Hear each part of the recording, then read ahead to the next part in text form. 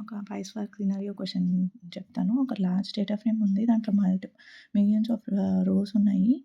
మనం దాన్ని ఎలా ఫిల్టర్ చేయాలి? ఒక కాలమ్ వాల్యూ ఇస్తారు. ఆ కాలమ్ వాల్యూ థ్రెషోల్డ్ వాల్యూ కన్నా ఎక్కువ ఉన్న వాల్యూస్ ఉన్న కాలమ్స్‌ని మనము అవి రిట్రైవ్ చేసి ఒక డేటా ఫ్రేమ్‌లోకి పెట్టాలి. అది ఎలా చేస్తాము అనంటే, మామూలుగా స్పార్క్‌లో లేజీ ఎవాల్యుయేషన్ ఉంటుంది. వన్స్ ఫిల్టర్ చేసినాక వెంటనే ఫిల్టర్ అవ్వదు. మనం దాని మీద యాక్షన్ చేస్తేనే ఆ ఆపరేషన్ అనేది జరుగుద్ది. సో, అందుకని ఫస్ట్ మనం దాన్ని ఫిల్టర్ చేయాలి.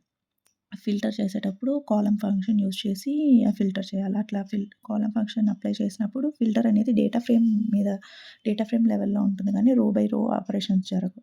జరిగినాక సో, అది మనం దాన్ని రైట్ చేయాలి పార్కెట్ ఫైల్‌లో. సో, ఎందుకంటే బెటర్ కాంప్రిహెన్షన్ ఉండడానికి అండ్ ఫాస్ట్‌గా మళ్ళీ రీడ్ చేసుకునేదానికి మనం ఈ యాక్షన్ చేసిన తర్వాతే ఆ ఫిల్టర్ అనేది జరుగుతుంది.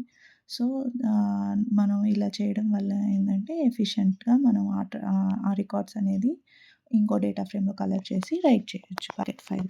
Thank you.